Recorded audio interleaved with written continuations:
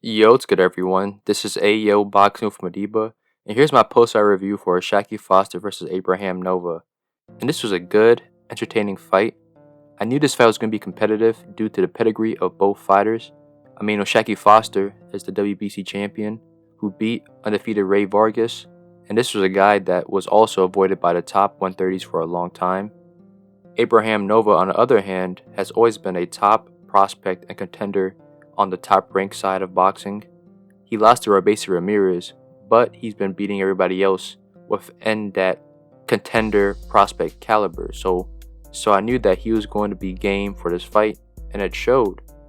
And I know there's a narrative going around that Americans like to run and don't like to fight, but Shaki Foster disproves this every time he gets in the ring.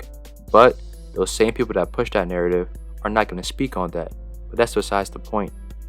I've seen several people say that Foster had an underwhelming performance and disappointed in this fight, but I have to disagree. Yes, Nova did give Foster a lot of problems. Nova's size was giving Foster issues. Nova was the bigger fighter in this fight. He had a longer reach and was just physically bigger than Foster, and this allowed him to control the range and distance for the early parts of the fight. Nova was fighting off the back foot and utilized his jab. He would double up on his jab whenever he wanted to attack, which would force Foster to go backwards in a straight line, and Nova would follow up with a right hand.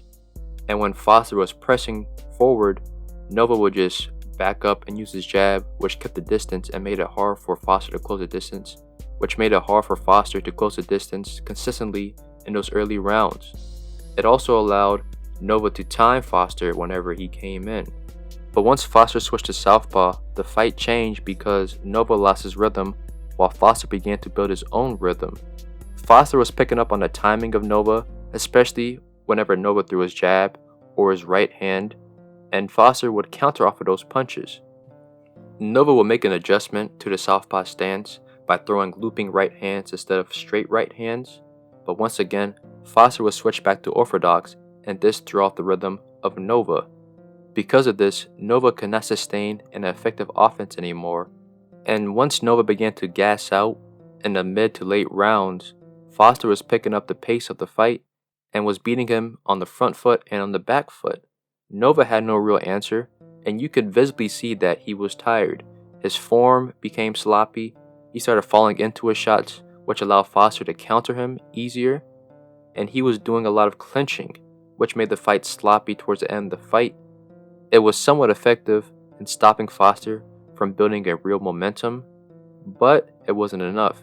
He was able to score some points when he got Foster on the ropes, but once again, his offense was not effective. Foster was just a better fighter and was just picking off Nova's punches and landing. This sloppiness from Nova would cost him the fight in the 12th round, in which he got dropped coming in by a left hook. Some people might call it a slip, but it was a clear punch that put Nova down.